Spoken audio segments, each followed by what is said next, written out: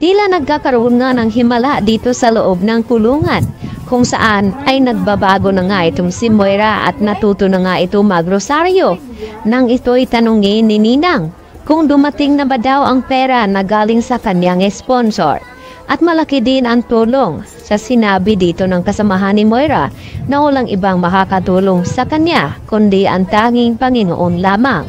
At siya lang daw ang dapat babanggitin ni Moira at hingian ng tulong at tiyak na ibibigay nga nito sa kanyang kahilingan.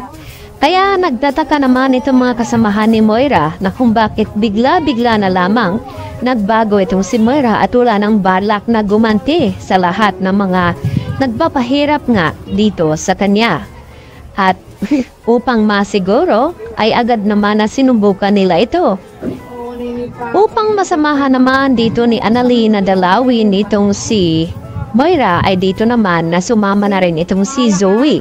At nagulat nga itong si Zoe nang makaharap ang kanyang ina na sinabi nito na nagbabago na nga siya at humihingi na nga siya ngayon ng tawad dito kina Annalyn at kay Lynette dahil pinagsisihan na nga daw niya ang lahat-lahat ng kanyang mga kasamaan na nagawa dito at tila hindi nga makapaniwala itong si Annalyn Santos sa kanyang nakikita dito kay Moira na talaga bang nagbago nga ba ito o baka ginagawa lamang niya ito upang makalaya siya dito sa loob ng kulungan.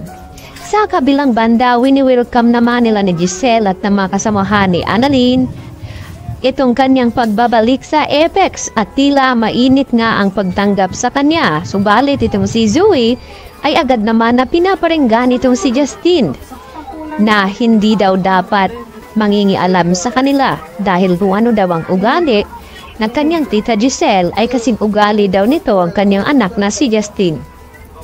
At sumagot itong si Justin na kung kagaya nga siya ng kanyang ina na kay si Giselle, edi sana itong si Zoe ay kagaya din ng kanyang mami na isang kriminal.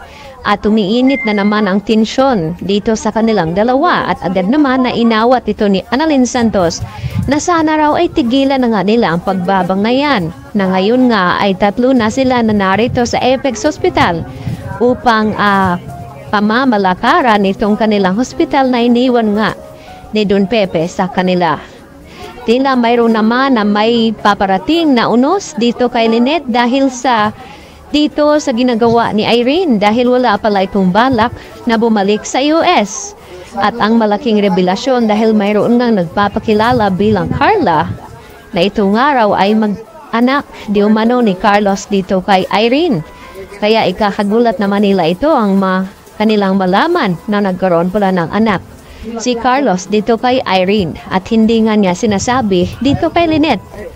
At ngayon nga ay nakakahingi na nga ng pera itong si Irene kay Carlos kaya ituloy-tuloy na nga daw niya ito ang panghuhut-hut dito kay Carlos Benitez.